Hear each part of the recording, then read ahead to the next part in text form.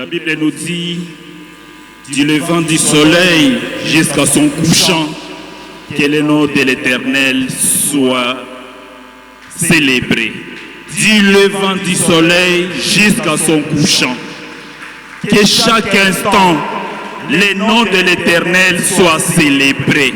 À chaque instant que je respire, je bénirai le nom de l'Éternel. Je célébrerai le nom de l'Éternel. À chaque fois que je vis, je célébrerai le nom de l'Éternel. Et je ne me fatiguerai point. Je ne me fatiguerai point. Je ne me lâcherai point de célébrer, d'acclamer pour le Seigneur. Jamais je me fatiguerai. Jamais je me lâcherai. Jamais j'abandonnerai de célébrer, de célébrer, de célébrer le nom de l'Éternel. Il mérite d'être célébré. Il mérite d'être célébré. Du levant du soleil jusqu'à son couchant. Chaque fois que je marche, Seigneur, tu es bon. Chaque fois que je marche, je dis merci, Seigneur. Du début de cette année, mais voici le 1er décembre. Je dis encore merci, Seigneur, pour les 30 jours, les 31 jours de ce mois de décembre. Je te dis à toi merci, Seigneur.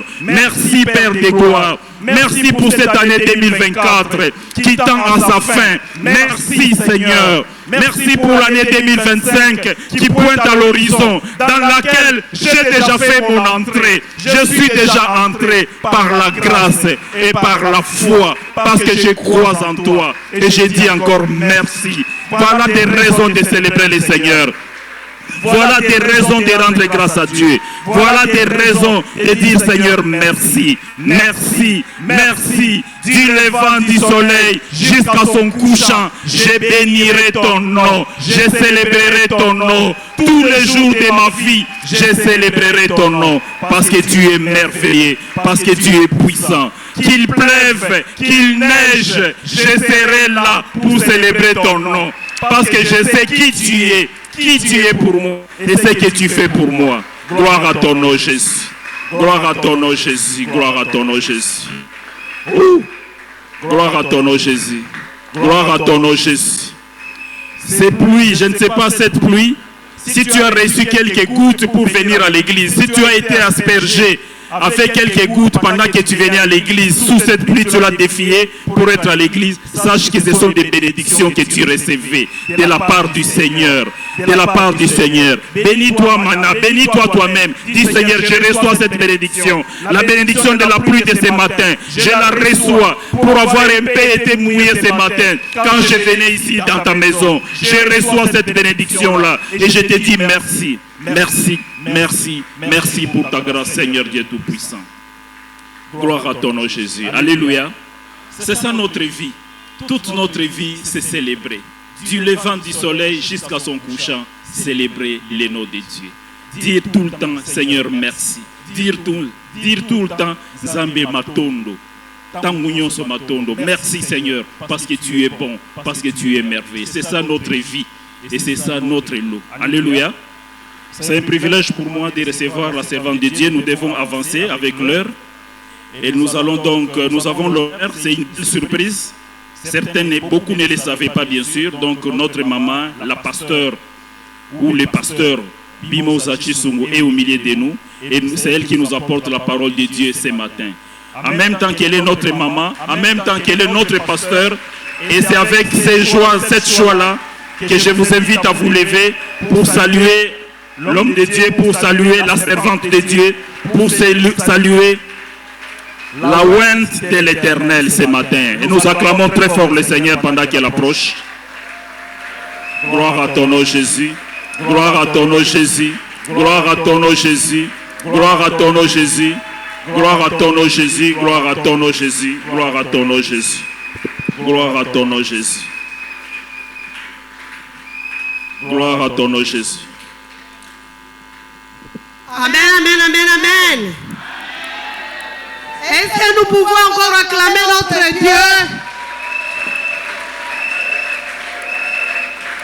Est-ce que tu peux taper une fois pour Jésus? Tu peux encore taper une fois pour Jésus? Tu peux taper deux fois pour Jésus? Pas pour Bimoza, Est-ce que vous pouvez encore taper 3 fois pour Jésus? Alléluia. Amen. Amen, amen, amen. Amen. Nous pouvons nous asseoir. Tovandi. Je vous salue tous et toutes au nom de Jésus-Christ, l'homme de Galilée.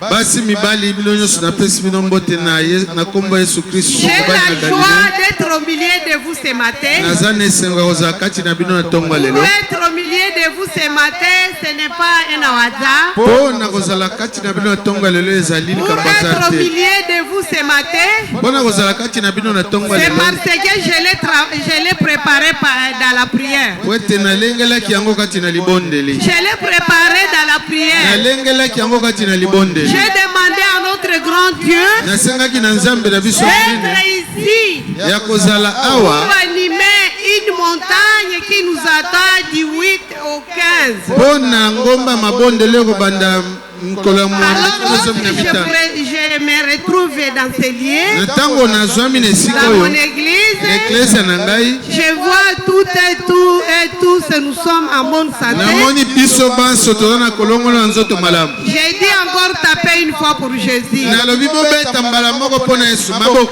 Taper encore une fois pour Jésus. mbala moko kaka mpo na yesu Parce que je ne pourrais pas être au milieu de vous ce matin. po ete na ntongo nakoki kozala kati na bino Mais te par la gloire de notre Dieu, kasi na nkembo ya nzambe na biso par la gloire de le roi des rois, le na Seigneur nkembo ya des mokonzi seigneurs, na bakonzi kolo ya je peux me bankolo retrouver au milieu de vous ce matin. naza kati na bino ya ntongo Et là, lelo j'ai dit merci mon Dieu. wana natondi nzambe na ngai J'ai dit merci aussi à mon mari nalobi mpe mobali na ngai qui matondi m'a donné aussi l'autorisation de venir. apesaki ngai nzela ete naya Il ne faut pas oublier que je suis mariée. kobosana te ete na mwasi Je na suis libala mariée avec un seul homme. nabalaka na mobali Il moko s'appelle Chisungu oyo Mwami kombo na Jean-Marie. chisungu mwambe jean marie Avant de venir ici, liboso na koyawa je me suis mis à genoux. nafukamaki Il m'a imposé les mains. amamaki nga maboko na ye Il a demandé la grâce de Dieu sur moi. asengaki ngolo na nzambe likolo Il na a dit nga allez-y. alobi kende Avec la paix du Seigneur. kende na kimia na nkolo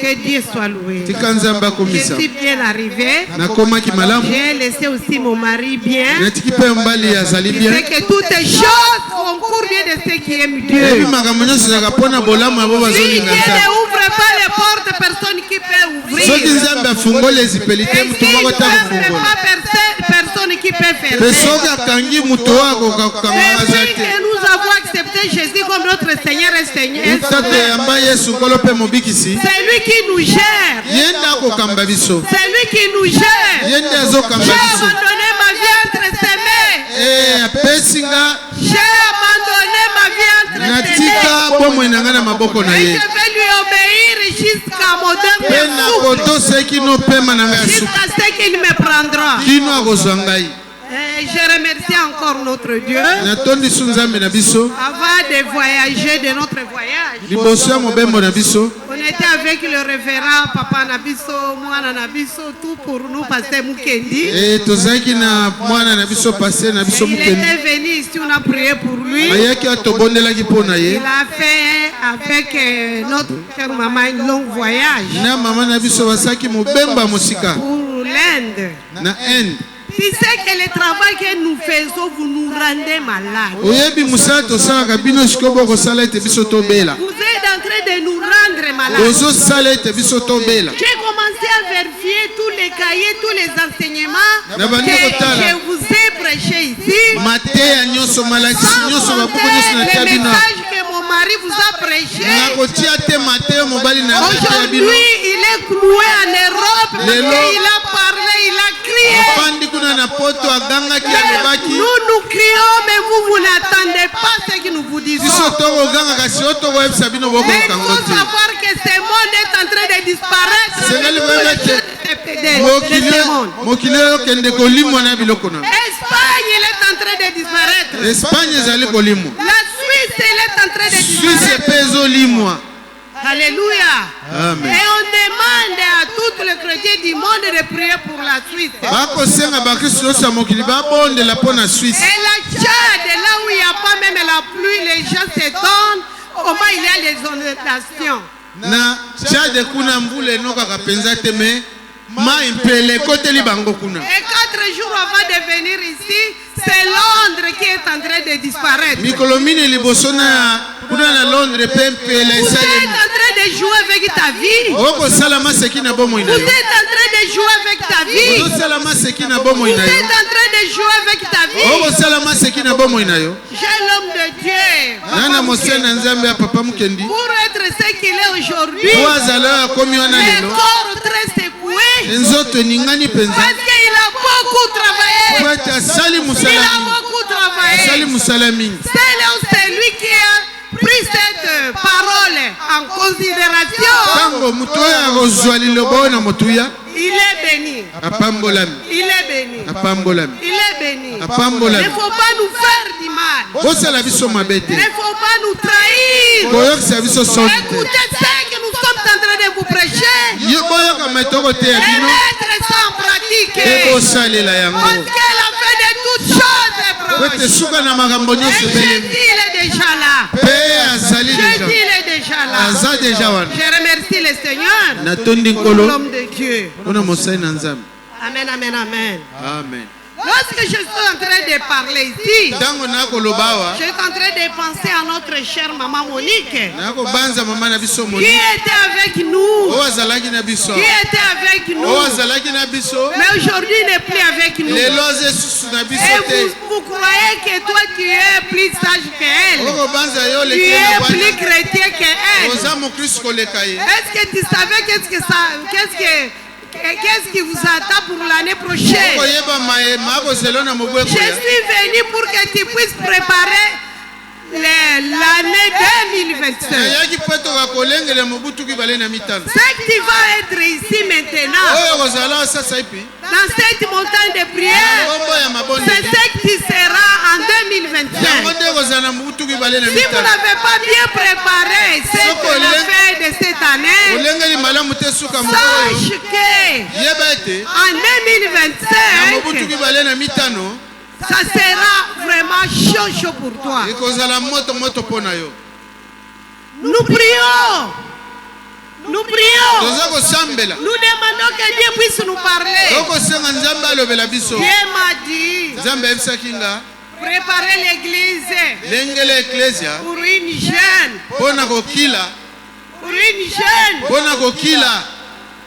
Parce qu'il y a des tempêtes et des tempêtes. Po ete bambongo mipepe ya makasi Il y a ezali. des tempêtes et des Bamipepe ya tempêtes. makasi ezali. Et notre Dieu veut que nous puissions bien être préparés. Nzambe alingi mpenza tomilengele mpenza malamu. Que nous puissions bien être préparés. Tomilengele mpenza malamu. Moi, je ne savais pas qu'en 2024, je vais enterrer mon papa. Nayebaki te na mobona okunda papa na Je nga vais te. enterrer notre petit-fils Josué. Okunda koko na biso Josué Je nayebaki te. vais enterrer papa Michaud, mon serviteur que j'ai resté avec pendant 40 Okunda ans. papa Michaud na sene mibutu. Mais comme cette année, je l'avais bien préparé. Ndenge nalengelaki mobuwa Avec malamu. la montagne de prière de 2023, Nangomba mabondele ya mobuwa Dieu koleka. m'a gardé, m'a soutenu. Nzambe asimbinga Ma mpe abatelinga. soutenu. Asimbinga mpe Je abatelinga. voyais comment Dieu même a touché le cœur des hommes et des femmes pour me soutenir pour l'enterrement de mon père. Ndenge ni Nzambe asimbaki mitema basi mibali mpona basunga À peu nakunda près tata na 5 ngai. 000 $ qu'on a dépensé, ça venait comme ça. Pene ya dollar koto mitano bandeka koya. Préparez le lendemain pour toi. Ipa lengela lobi na yo. Préparez le lendemain pour toi. Lengela malamu lobi na Le yo. lendemain pour toi, ce n'est pas pour Mimosa. Lobi oyo ya yo eza Ce mpona n'est pas pour bimoza te. Pasteur Mukendi. Eza mpona pasteur Mais Mukendi c'est pour te. toi. Eza mpona C'est yo. pour toi. Eza nde Et je mpona yo. vais vous dire ceci. Tout un chacun, chacune de Moko na nous, moko na biso mwasi il a mobali. où elle a son problème. Aza na bisika Il na a son likambo na ye. problème. Ana likambo na Mais ye. à tout Kasi na problème, likambo nyonso. Dieu nous invite. Nzambe akobengisa biso. D'huile au cœur. Kokunda mwambe kino zomi na mitano. Être devant lui. Toza liboso na ye.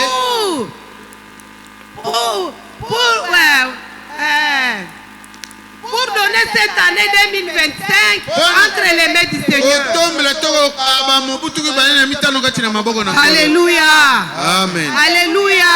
Amen. Amen, amen, amen, amen. Amen. Amen, amen, amen, amen. Amen. Acclamez le Seigneur une fois. Betelaka okobetela Nkolo maboko mbala Acclamez le moko. Seigneur une fois. Mbala moko ka. thème. oyebi pe mutu alikambo na biso Vous savez notre thème? oyebi mutu alikambo na biso C'est ça, les cahiers, j'ai déjà préparé à partir de l'Europe. tala banda poto Et akomi le esi Seigneur etondi m'a dit ceci. mpe nkolo ayebisaki nga Et la thème que le Seigneur m'a donné, mutu alikambo okolo apesaki j'ai entendu ta prière. nayoki libondeli J'ai na yo entendu ta prière. nayoki libondeli na J'ai yo vu tes larmes. namoni mai na Et miso je na yo te guérirai. mpe Et nakobikisa yo je te guérirai. nakobikisa yo na boko Regardez celui qui parle ici. tala mutu Ce n'est akoloba pas mon mari. mobali na nga Ce te n'est pas Bimoza. Bimoza te. Mais c'est Dieu lui-même. eza nde C'est nzambe Dieu moko lui-même qui eza te nzambe parle. moko nde akolobela yo Alléluia. amen Ici, Dieu il est en train de répondre à quelqu'un. awa nzambe akoyanola mutu moko Il est en train de répondre à quelqu'un. akoyanola mutu moko Quelqu'un qui a prié. moto oyo abondelaki Quelqu'un qui a gêné. moto oyo akilaki Quelqu'un qui a pleuré devant moto Dieu. oyo alelaki liboso na Et nzambe Dieu lui dit ceci. mpe nzambe ayebisi ye J'ai attendu ta prière. nayoki losambo na J'ai yo vu tes larmes. namoni mai na Et miso je na yo te mpe guérirai. nazobikisa yo na Je bokono vous dis que ça va être boum boum biso boum ekozala boum. matata Ça va être boum boum boum boum. ekozala awa Je ne somo suis pas venu ici pour m'amuser. naye mpo na kosala Je ne suis maseki pas te laissé mon mari pour venir m'amuser ici. nakotika mobali na nga te nakosala Je maseki suis awa te venu pour travailler pour Dieu. ayaki nasala nzambe Dieu qui mosala m'a appelé par une voix nzambe audible. abengaki na mongongo koyokana Dieu qui m'a choisi parmi beaucoup de femmes. nzambe aponaki kaka Dieu kati na ebele ya qui m'a basi choisi parmi beaucoup de hommes. nzambe aponi kati na ebele ya mibali Il s'appelle notre éternel. abengi Il nzambe kolo na s'appelle biso le Dieu vivant. abengami Le Dieu nzambe na juste. bomoi Le Dieu d'amour. Nzambe Le akima Dieu pe ya de bolingo. bonté. Nzambe na Le bolamu. Dieu juste. Nzambe Le moyengebele. Dieu qui connaît tout, voit tout. nzambe ayebi Et il n'y a pas amonaka quelque chose qui est caché eloko devant moko ta te bomabi na face. miso na eza te C'est lui qui sonde les reins, les ye cœurs. ayebi kotala C'est mitema na lui qui bato na ouvre les bozindo portes, personne qui peut so fermer. ngolo ezipeli moto Et akokanga quand te il ferme, mpe so akangi moto akofungola te il est Dieu. Aza Nzambe. Il restera Dieu. Akotikala Il Nzambe. règne sur les vivants et les morts. akokonza likolo ya bato na moi mpe bakufi Alléluia. amen Alléluia. amen Amen, amen, amen. amen C'est lui ou celle mobali to mwasi qui va être béni. oyo akopambolama C'est lui qui veut préparer l'année 2021. olingi kolengela mobutu mibale na Il mitano doit être là, notre ouverture, c'est le dimanche le 8. akozala wana tokobanda mokolo alomingi koya likolo ya mwami kozangisa Il ne te faut pas manquer. kozangisa te Appelez tes voisins. benga bavoisin na yo Appelez les membres de ta famille. benga bandeko ya libota na yo Appelez tes amis, tes collègues. benga baninga ya bakolege na yo Appelle-la. Appelle-les. benga bango Alléluia. amen Ce n'est pas moi qui les appelle, mais c'est Jésus. nga te mutu nabengisi bango yesu C'est nde Jésus. yesu C'est Jésus. yesu nde C'est Jésus. yesu C'est Jésus. nde yesu nde Alléluia. amen Amen, amen, amen. amen Maintenant, ça, je voulais seulement vous répéter notre thème. Je voulais seulement vous répéter notre nalingi kaka kolobela bino na etali moto ya likambo na biso Mais kasi c'est que nous allons partager aujourd'hui. oyo tokosolola yango mpo na lelo Dieu veut nous préparer pour notre montagne de prière. nzambe akolengela biso na ntina ya ngomba na biso ya mabondeli Dieu veut nous préparer pour la fin de cette année. nzambe aye kolengela biso na ntina ya suka ya mobu oyo Tu sais, commencer un an et le terminer. Commencer un an, c'est une chose. tala kobanda mobu to mbula eza eloko mosusu Et le terminer, c'est l'année. kosilisa yango Ce n'est mpe qu'une autre. eza mpe nango eloko Ce n'est mosusu qu'une autre. eza mpe eloko Il ne mosusu faut pas croire que parce que nous sommes aujourd'hui en 2000, nous sommes aujourd'hui le 1er décembre. kobanza te ete ndenge tobandi sanza zomi na mibale lelo oyo Ce n'est pas par notre force. eza na bokasi na biso te. Toute l'année, j'ai eu le temps de dire merci au Seigneur. mobu mobimba nazwaki ntango ya kotonda nkolo. Chaque jour que Dieu m'a donné jusqu'aujourd'hui, mokolo nyonso nzambe apesaki nga kino lelo. je disais toujours, Seigneur, na merci. bandi oloba nkolo matondo. Parce que tu m'as donné encore ce jour. po ete opesi nga su mokolo ya lelo. Merci parce que j'ai commencé cette année avec toi et je vais le terminer avec toi. matondo na bandi mobu elongo na mpe na kosilisa na yo. Nous lisons dans ma Bible, lisons dans votre Bible, fongola biblia na yo mpe Matthieu chapitre 6. Matayi mokapa motoba. Matthieu chapitre 6, Matayi mokapa motoba. verset 16. toke nzela moke azomi na motoba. Dans ma Bible, on dit ceci. na biblia na nga balobi boye. Lorsque vous jeûnez, ntango bokokila ne prenez pas un heure triste, botalisa neti boya bato apasi mpe comme mawa les hypocrites, lokola bato ya bilongi qui mibale se rendent le visage tout défait oyo bakobebisa bilongi na pour bango montrer aux hommes qu'ils gênent. mpo na kotalisa na bato ete bakili. Je vous le dis en vérité, nakolobela bino na ils sont solo les récompenses. baza na lifuti na bango. Mais quand tu gênes, kasi yo ntango kokila parfumer ta tête tia mbalasi na motu et na yo laver ton visage, sukola elongi na yo afin que ne pas montrer aux hommes que tu gênes. po ete otalisa na bato te ete oyo Mais kokila à ton Père qui est dans les lieux secrets, kasi na tata na oyo et avandi na ton kuku Père qui voit dans les secrets mpe tata na oyo amonaka na kuku te rendra. akofuta yo Te rendra. akofuta yo. Qui veut que Dieu puisse les rendre? nani alingi nzambe afuta ye? Moi, je le vais. ngai nalingi yango. Moi, je le vais. ngai nalingi C'est yango pourquoi mpenza même je suis venu. mpo na yango wana nde na ye. Kila siku na maisha yangu nifanane nawe. Oh Yesu, nifanane, nifanane nawe Yesu. Kila siku na maisha yangu nifanane nawe. Oh Yesu, nifanane, nifanane nawe Yesu. Kila siku na maisha yangu nakokana nayo. Oh Yesu, nakokana, nakokana nayo Yesu. Tango nyonso na bomoi nanga nakokana nayo. Amen. Amen.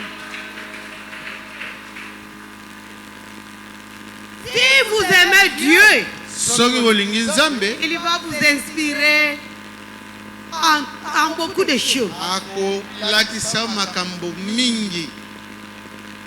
Lorsque nous jeûnons, ntango tokokila dans la Bible, les jeunes renvoient au fait de stabilité, oser de s'abstenir volontairement de nourriture pour des raisons spirituelles. na biblia kokila eli koloba na bolingi na yo moko mipekisi kolia bile ya nzoto kasi mpo olia oyo ya molimo. Même si le jeûne est souvent associé à la prière, il doit être considéré comme un exercice spirituel qui lui est propre. atango yango esangani na libondeli yango esengeli ezwama lokola ngala sisi oyo ya molimo mpenza oyo ezali kosalema.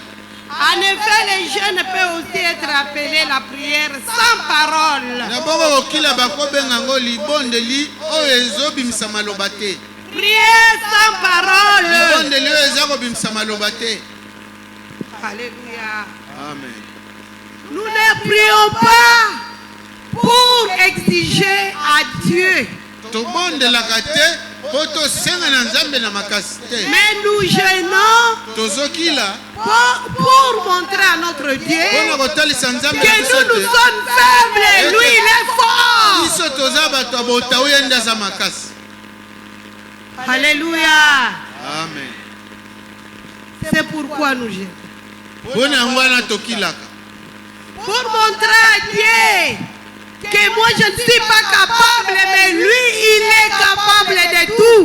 botalisa nzambe te ngana makoki te ndaza na makoki ya nyonso.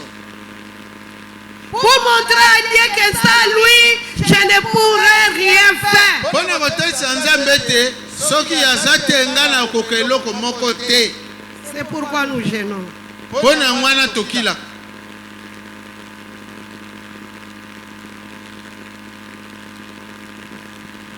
En effet, les jeunes peuvent aussi être appelés la prière sans parole. Bongo kokila bakobenga ngo libondeli oyo bimisa maloba te. La Bible nous présente trois formes principales de jeûne. Biblia etalisi biso lolenge misato ya minene ya kokila.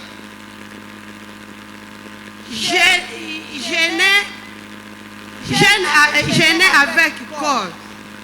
Kokila na nzoto. Avec cause, donc na tina. Ozokila na tina likambo songolo.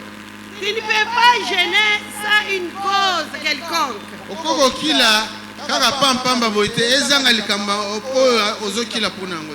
Amen. Amen. Tu ne peux pas te réveiller et dire aujourd'hui je vais jeûner sans une but. Okoki kolamuka te lelo lobi nazokila na ozanga tina nini ozali kokilela wana. Les jeûnes normales s'abstenir de toute nourriture, qu'elle soit solide ou liquide. Kokila ezali koboya bile nyonso ezalo ya makasi to mai to nini. Non, nalobi mai te. Ou liquide. Liquide. Oui, liquide, bon, liquide. Amen. Jus, Mais sucré, pas l'eau tonique. liquide, quand on dit liquide, Fanta, Ouais. Coca, tout ça. Potage, tout ça. Elle soit, mais pas de l'eau. Kasi bapekisi mai te. Lorsque nous jeûnons, Tango tozokila il faut boire de l'eau. esengeli omela mai. Parce que votre rein, il a besoin de travail, de fonctionner. Et le rein, ça fonctionne avec de l'eau. Reza na bosenge esala mosala nango yango esalaka na mai. La Bible nous montre Esther envoyée dire à Mardoché, Biblia etalisi biso Ester atindaki bayebisa Mardoche va rassembler tous les Juifs qui se trouvent à Sous sangisa bayuda nyonso baza na Suza et jeûner pour moi sans manger ni boire pendant 3 jours. mpe bokila mpo na nga kolia te komela te na mikolo misato Ni la nuit, ni le jour. ezala moi to Mais butu. aussi, moi aussi, je jeûnerai de même avec mes servants. nga mpe nakokila kotona bato na ngai mosala ya basi Et puis j'entrerai chez les rois, mpe nakokota epa mokonzi malgré la loi. atako mobeko ezali. Quand je lis ici, ntango natangaki esika oyo j'ai trouvé que non, pour venir devant Dieu, tu vas être bien préparé. namonaki ete mpo moto ya liboso na nzambe esengeli mpenza komilengele malamu Pour demander à Dieu quelque chose, tu dois être bien préparé. mpona kozwa eloko epa na nzambe esengeli omilengele malamu Tu dois te préparer. esengeli komilengele. Ici, Esther dit, awa Ester alobi vous allez jeûner. bokokila Et moi aussi, je vais jeûner avec mes servantes. nga mpe nakokila na bato na nga mosala basi Malgré les lois. atako mibeko. Parce que lorsque la loi était dans son royaume, ete ntango mokonzi azalaki na bokonzi na ye il construisait des maisons pour leurs femmes. bandaki kotongela basi na bango bandako. Et lorsqu'il fait que cette femme aujourd'hui va entrer chez moi, soki ayebi ete mwasi songolo nde akokota epa na parce nga que ce n'est pas le roi qui va suivre la femme, et la femme il va se préparer. mokonzi te moto akolanda mwasi. Il est là, il est en train de regarder tous les gestes du roi. mwasi nde afandi wana komilengela akotala makambo nyonso mokonzi Lorsque akosala. le roi sort, ntango mokonzi se alimi met dans son jardin, kuna na jardin na ye et toutes les femmes commencent à regarder de loin. basi nyonso na mosika bazotala. Vous regardez où le roi il va pointer qui aujourd'hui? mokonzi yango akolakisa nani mosapi lelo S'il met soki atiaka liboko na ye boye elikoloba yo turu na yo et là, tu vas se préparer pour venir. wana komilengele po ete akota. Et tu ne peux pas entrer dans la maison du roi si il n'a pas pointé votre arriver chez lui. tala okoko tandaka mokonzi te soki alobi te ete yo nde oya epa na ye. Mais Esther, il a dit ceci. kasi Esther alobaki bo Ce n'est pas les périodes, ce n'est pas mon tour pour entrer chez roi. eza turu na nga okote pa mokonzi Mais je vais le préparer avec la prière et jeûne. nakomilengele nakobondela mpe kokita Parce que les Juifs sont en danger. po ete bayuda likama ya Ta liboso na famille bango aussi est en danger. libota na mpe ya Ton liboso mari est en danger. mobali na likama ya Ta liboso na femme ye est en danger. mwasi na likama ya Tes liboso enfants na sont ye en danger. bana na mpe Ton likama ya liboso petit-fils na et ye les petites filles sont en danger. Et nous allons les préparer du 8 au 15 pour être devant les rois des rois, les seigneurs des seigneurs. Amen, amen, amen. Amen. Est-ce que ça entre? Ça entre. Parce qu'il y a des chrétiens de mauvais et de mauvaise qualité. Il y a des chrétiens de mauvaise qualité. Même si le pasteur crie comment, il écoute mais ne met pas en pratique. Alléluia. Amen, amen, amen. Esther, elle a dit, même si ce n'est pas mon tour, malgré le loi qu'on nous a donné, mais priez, jeûner. Il y a les choses qui souffrent quand tu pries et jeûnes. Il y a les portes qui s'ouvrent lorsque vous êtes en train de prier et jeûner. Il y a les démons qui sortent parce que tu as prié, tu as jeûné. Parce que lorsque vous êtes en train de prier et jeûner, vous êtes rempli du Saint-Esprit. C'est pourquoi Jean-Baptiste a dit, Jésus est venu, il a mangé, il a bu. Vous l'avez appelé l'exéboule. Mais moi qui ne mange même pas, je mange que des miel, je mange que des sauterelles. C'est pourquoi Jean-Baptiste, il était vraiment, il était aussi rempli du Saint-Esprit. Tu sais pourquoi tu es faible? Parce que tu ne pries pas et tu ne jeûnes pas. Tu vas jeûner lorsqu'on fait un programme à l'église de jeûner. Une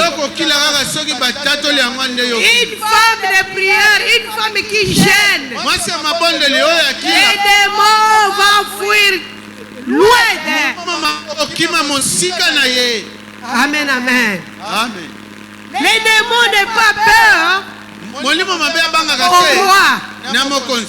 Il n'a pas peur au président de la République. Il n'a pas peur, je ne sais pas, à un empereur. Mais les démons ont peur à une femme et un homme qui prie et jeûne. Un homme et une femme qui jeûne et prie. Bangona Satana banga. Amen. Alléluia. Amen. Amen, amen. Amen.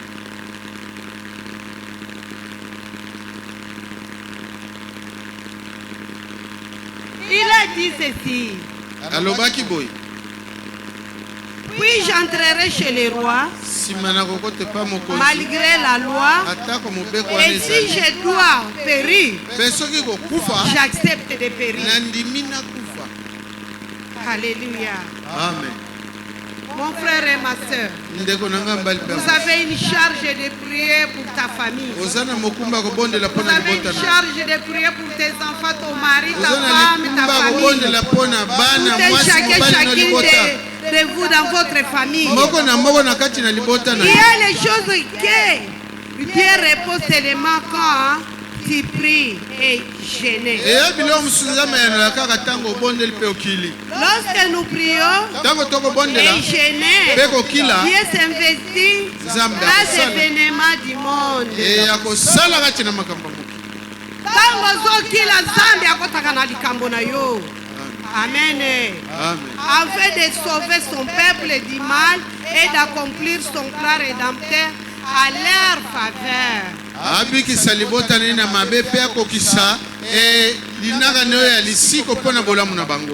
Tous les chrétiens doivent se souvenir que le Seigneur est présent dans tout ce qui les entoure.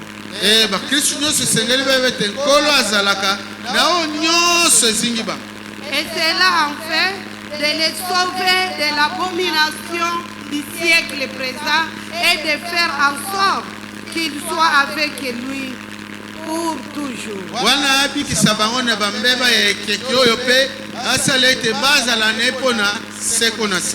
La Bible nous montre ceci. Aman était persuadé que Mardochée lui était supérieur. C'est pour cela qu'il est haïssé.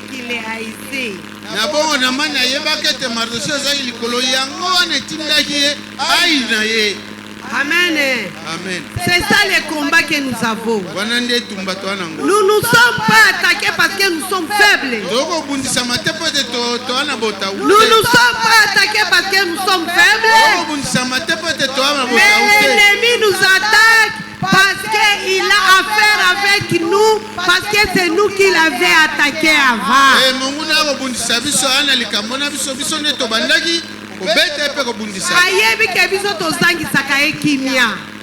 Ne faut pas croire, si vous avez quelque chose de Dieu,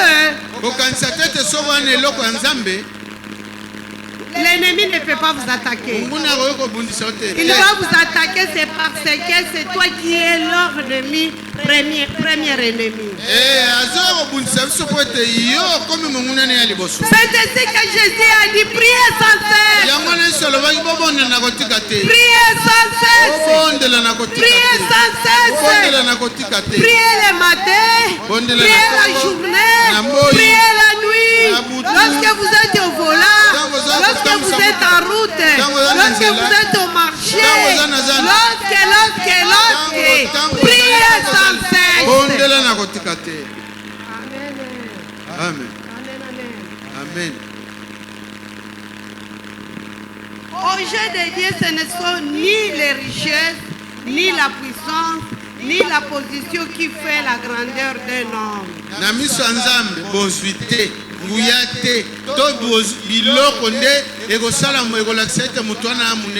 C'est sa fidélité, son engagement envers lui et sa gaieté de vraie valeur.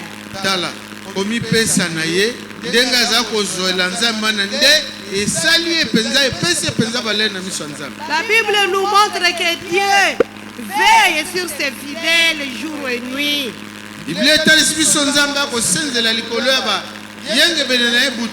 Jour et nuit, il veille sur toi et sur moi. C'est pourquoi même vous êtes là. C'est pourquoi même vous êtes là. Dieu ne regarde pas ce que tu es maintenant, mais il regarde ce que tu vas devenir demain. La Bible nous montre qu'Aman possédait une fortune, la gloire, la puissance et une position élevée. Pourtant, il était insatisfait.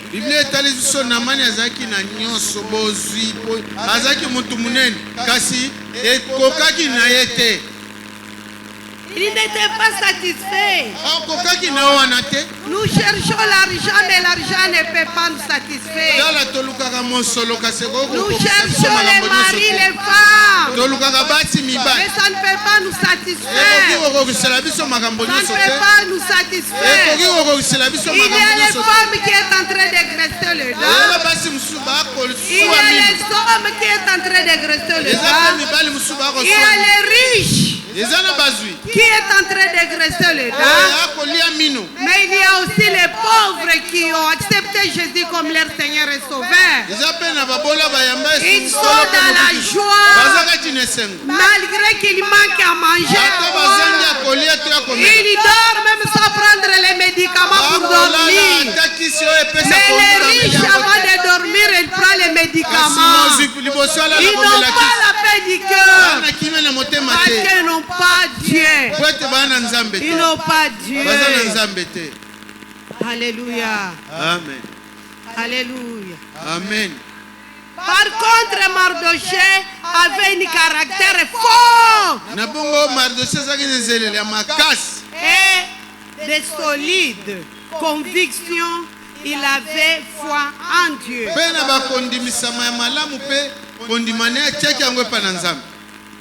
Ils étaient des étrangers. Ils étaient des esclaves. Après la guerre, on a pris et on est parti avec. Mais à chaque fois, lorsque Aman voyait Mardoché, son cœur était en train de trembler. Il voyait Dieu. Tu peux m'haïr seulement parce que j'ai Dieu. Tu peux m'haïr parce que j'aime Dieu. Tu dors et tu te réveilles le matin, tu dis, moi je n'aime pas Maman Bimoza. Parce que tu vois quelque chose qui est à moi. Tu vas m'haïr comme ça, gratuitement, sans cause. Aman, il a haï Mardoché sans cause. C'est lui qui vous haït sans cause pour les vaincre, pour les dominer. Tu dois prier et gêner. Tu dois prier et gêner. Tu dois prier et gêner. Amen, amen, amen. Amen. Amen, amen, amen. Amen. Amen, amen, amen. Amen. Ici à mon âge, hier j'étais un jeune. Mais après j'ai commencé, j'ai eu soif de manger, j'ai eu envie de manger. Mais j'ai dit non Seigneur. L'heure que j'ai dit n'est pas encore arrivée. Ce n'est pas encore arrivé. Parce que la Bible nous dit oui. Oui, lorsque nous disons oui, ça reste oui et ça reste non. Amen, amen, amen. Amen. Et par la prière et jeûne, Aman était renversé. Homme fort, renversé par la prière et jeûne. Parce que nous venons de lire ici que Aman a possédé une fortune, la gloire, la puissance. Et une position élevée, pourtant il était insatisfait. Par contre, Mardoché avait un caractère fort et de solide conviction. Et il avait la foi en Dieu. C'est pourquoi nous voyons que par la prière est jeune. Aman était renversé. Homme fort, homme élevé, homme avec une grande fortune. La Bible nous dit par la prière de Mardoché et Esther et tous les Juifs. La Bible nous montre qu'il était renversé. Car la croix qu'il préparait pour mettre les enfants d'Israël, c'est lui-même qui est monté. C'est lui-même qui est monté. J'étais au bazo Bongiselayo, mon frère et ma soeur. J'étais au bazo Bongiselayo. Oui, la croix qu'on est en train de préparer pour le mois de décembre. Tu sais, dans le mois de décembre, il y a beaucoup de sacrifices. Il y a beaucoup de sacrifices. Il y a une maman que je connais. Elle avait des jumeaux. Et il était dans un pays de l'Ouest. Maintenant, cette maman, il était en Afrique du Sud. Et il y a les riches qui ont venu donner beaucoup d'argent. Pour demander à cette femme, je vais vous donner beaucoup d'argent, mais à condition, permets-moi,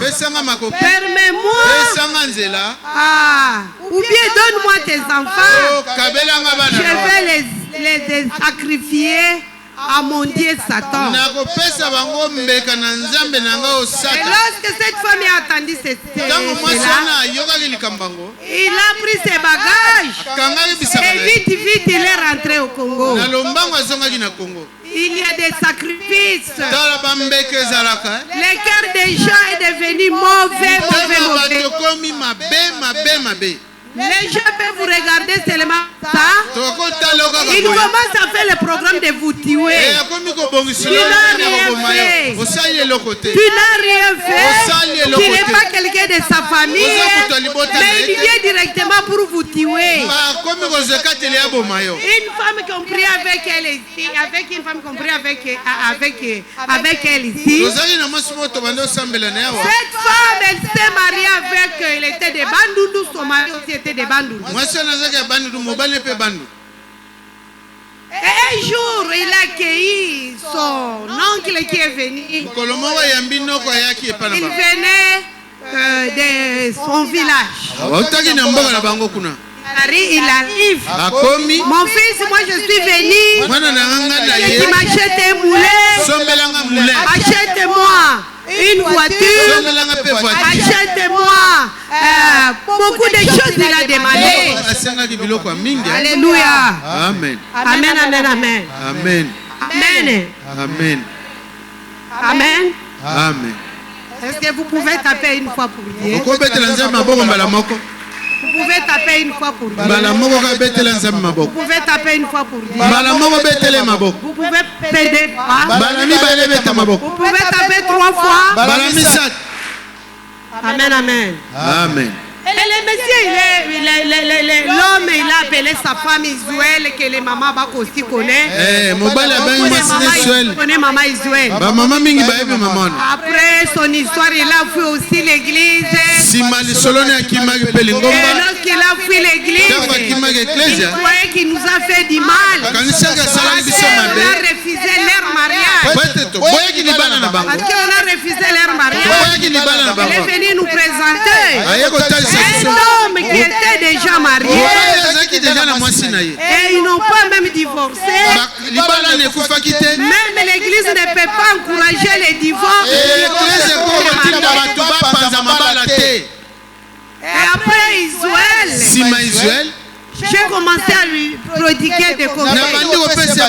Ma soeur, nous venons de loin. Le mariage, ce n'est pas la fin du monde. Dieu t'a choisi. Nous sommes en train de travailler dans cette église. Cette femme, il est venu avec les photos de mariage qu'il a fait avec son mari. Comment vous voulez l'épouser? Israël, il a dit, moi je m'en fous. Si vous ne pouvez pas venir au mariage, je vais aller ailleurs. Il est parti ailleurs. Il a fait son mariage. Et après 2 ans, et après il est tombé enceinte. Il a monté un garçon. Et le garçon, il a fait 2 ans. Et après 2 ans, les garçons, le bébé, il est tombé mort. Et Isuel venait me chercher au magasin.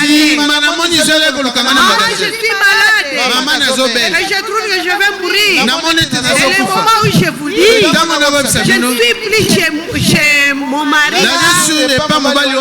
Parce que le mari, il est entré. Parce que l'homme avant, il a dit, son mari l'a dit, il a refusé sa femme.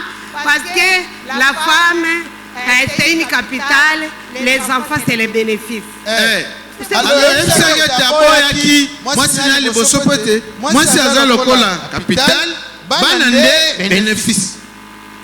Beaucoup de choses de je n'ai pas l'état de tout. Mais en bref, il a dit les maris, comme je suis malade, je vais rentrer chez vous. Le moment où je vous dis je suis chez moi, j'ai dit mais maman Ezuel, tu ne m'as pas écouté. Tu as voulu faire c'est ton cœur de Dieu. Et voilà maintenant la conséquence. Et là moi je vais prier. C'est Dieu qui va décider. Et après, Israël, on est venu nous dire avec les mamans Bakwele. Maman Bako est venu me dire maman, maman Israël a couffé. Et nous sommes partis. Nous arrivons chez Israël. Israël n'est plus là. On va dans l'église catholique. Nous partons à catholique. On vient de prendre son corps. Quelqu'un qui servait le Seigneur était la servante. Elle retrouvait son corps dans une église catholique. Mais laissez-moi vous dire un peu l'histoire de son premier mari. Le mari l'appelait Israël. Moi je vais mourir. Comment mon oncle peut venir me demander d'acheter une maison, acheter le moulet, la voiture? Moi je n'ai pas tout ça. Lui il achetait à Sombika Kabamungwa, Bamafuta, tout et tout. Parce qu'il n'avait pas beaucoup de possibilités. Yozo Sala Fier, qui est des Bandundu. Yozo Sala Fier, qui est des Congo. Amen, amen, amen. Partout il y a des sorcières. Mais les sorcières des Bandundu et des Congo, c'est spécial. Je vous dis la vérité. Les sorciers des Bandundu et des Congo, ce sont des spécialistes. Lorsqu'elle fait des Kinzons, c'est fini qui est parti. C'est fini qui est parti. Mais lorsque vous vous donnez entière en Jésus,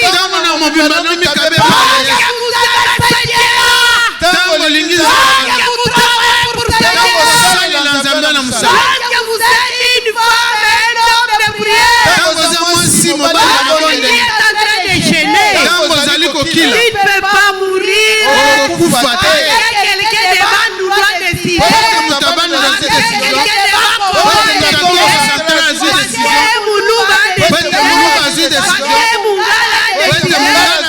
ne peut pas mourir. Une femme et un homme de prière. Alléluia. Amen. Après 3 jours, le mariage a commencé. L'oncle est déjà rentré. L'oncle a commencé à avoir la vertige. On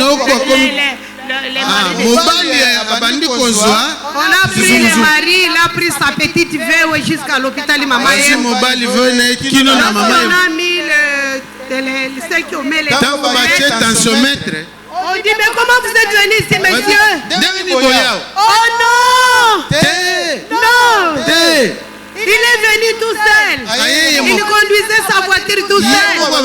C'est vrai. Il a acheté les médicaments. Il est parti chercher les médicaments. Il entre comme ça. Voilà son mari sur une brancard pour aller lui mettre dans la morgue. Le monde fait décider sur toi. Mais si vous avez Dieu, si vous êtes encore dans ton église, si vous êtes encore avec ton pasteur, si vous aimez ton pasteur, si vous obéissez à la parole de Dieu, quelque chose qui peut vous arriver. Même si tous les sorciers du monde se mettent ensemble,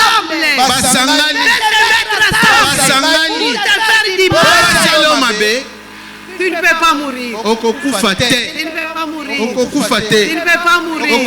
Tu peux tomber malade. Tu vas prier. Et tu vas être guéri. Et tu vas être guéri. Et tu vas être guéri. Et tu vas être guéri. Et tu vas être guéri. Et tu vas être être guéri. Amen, amen, amen. Vous jouez avec l'église. Vous jouez avec l'église. On vous prêche comme on ne vous prêche pas. Vous ne voulez pas changer. Vous ne voulez pas changer. Moïse a demandé à Dieu dans sa prière. Il a dit ceci. Dieu a dit à Moïse, permettez-moi. Et Dieu est tout le peuple ici. Et je vous ferai une autre. Mais heureusement, Moïse, il a supplié Dieu. A prié à jeûnant pendant 40 jours et 40 nuits. Sans manger, sans boire.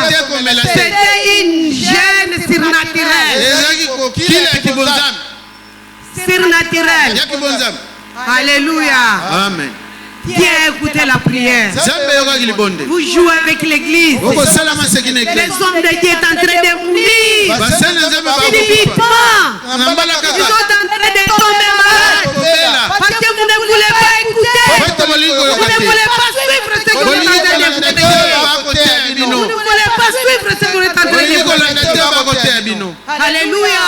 Amen. Amen, amen, amen. Amen. Quand tu crois que cette église peut mourir, elle peut disparaître. Comme Jésus n'est pas disparu, cette église ne disparaîtra pas. Il y a un homme qu'on appelle Chingungu Mwambi qui a travaillé pour cette église. Il a donné son corps, son âme, son esprit pour que cette église soit isolée. Pour que cette église soit isolée. Si vous commencez à jouer avec l'église, si je commence à pleurer devant Dieu, vous êtes en train de jouer avec l'église. Le mercredi, c'est comme si on va envoyer les filets pour vous amener avec dans la filet. Les soirs, la même chose. Les soirs, la même chose. Les soirs, la même chose. Vous êtes en train de chercher les choses de sémence. Et tu vas mourir et laisser tout. Tu vas mourir et laisser tout. Il ne faut pas jouer avec l'église. Joue avec ta femme. Joue avec tes enfants. Joue avec ton argent. Joue avec. Il dit Seigneur, il y a 2000 ans, 2000 ans, j'étais mort à la croix à cause de cette église pour que les hommes et les femmes puissent accepter Jésus. Je venais de vous dire que la Genève suisse est en train de disparaître. Londres est en train de disparaître. Espagne est en train de disparaître. Et on est en train de demander la prière. Et le président Trump d'Amérique, il a dit ceci. Lorsque nous avons commencé Amérique, nous avons commencé par la prière. Mais aujourd'hui, vous avez oublié. Lorsque nous avons commencé l'Amérique, nous avons commencé avec la parole de Dieu. Et aujourd'hui, je demande tous les Américains d'acheter la Bible, tout un chacun puisse avoir la Bible dans la maison. Et quand on écoutait ça, un président milliardaire s'est mis debout pour dire je suis ce que je suis aujourd'hui. Si j'ai passé encore président de l'Amérique, ce n'est pas par ma force, ce n'est pas par ma force, c'est par la gloire de Dieu. Parce que Dieu l'a permis. Milliardaire. Imaginez comme Salomon de la Bible. Il est en train d'amener Jésus en Amérique. Et mon mari a dit ma femme, c'est pourquoi j'aime Trump. La façon qu'il parle comme un évangéliste. C'est pourquoi j'aime Trump. Trump, il est en train de faire entrer. Il est en train de faire entrer Jésus en Amérique. Parce qu'en Amérique, lorsque vous êtes né, on ne vous donne pas les sexes. On ne peut pas dire vous êtes laisser comme ça.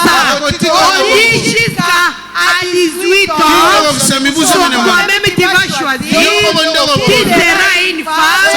Ou bien tu seras un homme. Et Trump a dit, toutes les hommes et les femmes qui veulent faire cela, qu'ils quittent vite l'Amérique, qu'ils changent notre pays. Et le moment où je vous dis, 1000 et quelques, à peu près 1500, le même jour, on a montré comment ils sont en train de retourner après. Alléluia. Toi, tu n'as rien. Tu n'as rien. Tu n'as rien. On vous donne Jésus par la force. Mais qui est en train de faire des fiers. De faire des fiers. Et maman Monique, elle n'est plus avec nous. Elle est partie au ciel auprès du Seigneur. Est-ce que tu sais ce qui vous attend? Papa Katamba, on nous avait téléphoné. On a dit qu'il est décédé. Il est décédé. Et quand j'ai dit à mon mari, il a crié, oh Papa Katamba, il est parti. Mon frère, nous sommes des voyageurs sur cette terre. Les moments où Dieu vous prête le souffle de vie, les moments jouer. Courir vite pour venir à l'église. Les soirs, laissez tout venir à l'église. Venez écouter la parole de Dieu. Venez écouter la parole de Dieu. Amen. Je suis déjà vieille. Je ne suis plus une jeune. Mais regardez les talons que j'ai portés. Regardez les talons que j'ai portés. Pourquoi? Parce que Dieu est en train de m'entretenir. Il est en train de me renouveler. Il est en train de me donner le souffle de vie. Parce que Dieu ne regarde pas ce que nous disons. Il regarde ce que nous faisons. Il regarde ce que nous faisons. Quand je reste toute la journée dans ma chambre,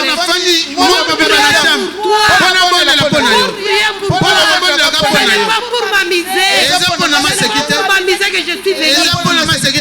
Alléluia. Amen. Je ne sais pas ça reste combien de minutes. Parce que je sais qu'au début,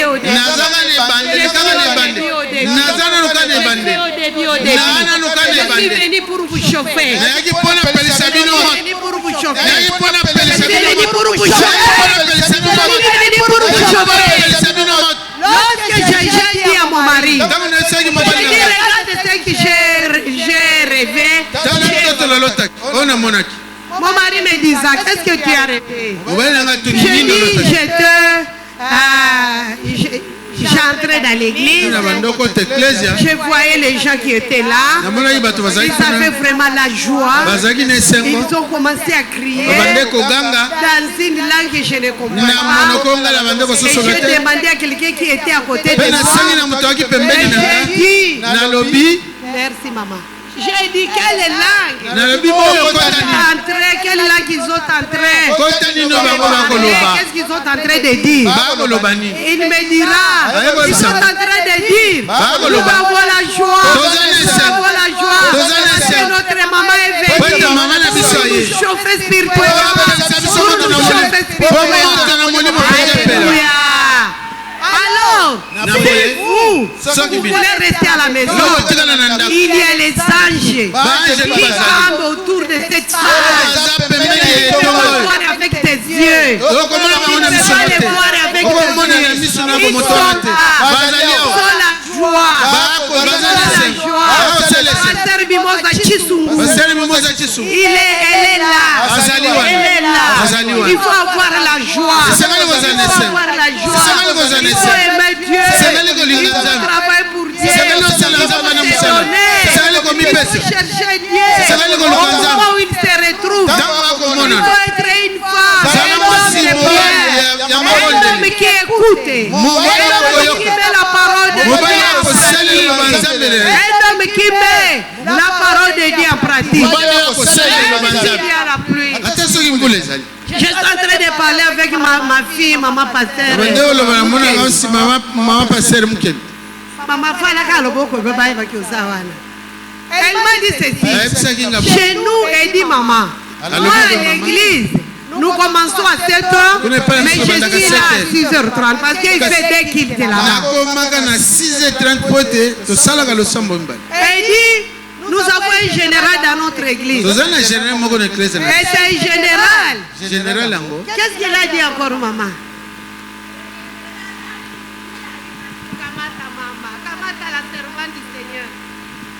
L'église n'a vu ce sambela na général à 3 provinces. Et le petit d'angana comme avant l'église, il y a abandonné comme à 6h30.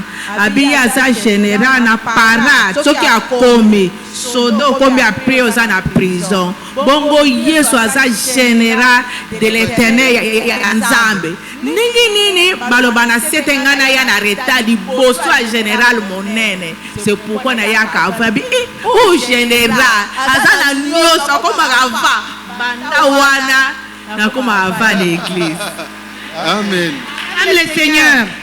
Vous êtes malheureux parce que vous venez arrêter à l'église. Lorsque le prédicateur ou la prédicatrice a déjà commencé, il n'a pas écouté l'introduction. Il n'a pas écouté l'introduction. Il n'a pas même adoré Dieu. Là, je me suis réveillé à 5h30. À 5h30. Pour être prêt. J'étais déjà prête. Le pasteur ne m'a pas donné le programme, c'est maintenant qui m'a donné le retard. Et puis il a dit maman, on ne savait pas quand. Il s'est excusé. Et Sili, hein? Ok. C'est bon. Le col est Sili. Ça c'est ma richesse. Ça c'est ma richesse. Oh, ça c'est ma richesse. Même si je vais en Amérique, je vais le prêcher. Même si je vais en Angola, je vais prêcher cette parole. La parole c'est le médicament de nos os. La parole ça nous fait du bien. La parole ça nous conduit vers Dieu. La parole ça nous fait des guidis. Amen. Amen. Mettons-nous debout. Mettons-nous debout. Je n'ai pas arrivé à la fin. Je n'ai pas arrivé à la fin. Et je vais faire le programme avec notre pasteur Yel. Et puis, je ne sais pas qu'est-ce qu'il va me donner comme conseil. Et vraiment, nous sommes en train de passer des moments très difficiles. Comme je venais de vous dire, l'ennemi nous combat, ce n'est pas parce que nous sommes faibles. Mais c'est parce que nous l'avons suivi jusque dans son patrie, dans son...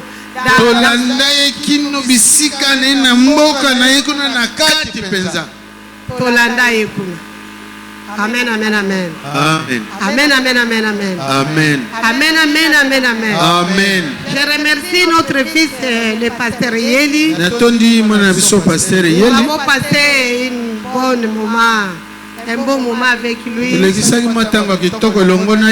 En tout cas, c'était très magnifique. C'était très magnifique. Lorsqu'il était là, c'est lui qui faisait les petits déjeuners pour son papa.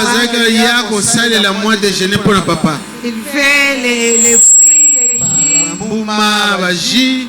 C'est lui qui servait notre chef. Laisse-moi vous dire que nous avons un Dieu aussi. Nous avons un Dieu aussi. Un Dieu qui écoute. Un Dieu qui écoute. Notre papa Ide, il a écouté nos prières, il a gardé. L'ennemi voulait le ôter la tête. Mais notre Dieu il est au contrôle de tout. Le moment où je vous parle, je ne sais pas s'il vous a déjà dit.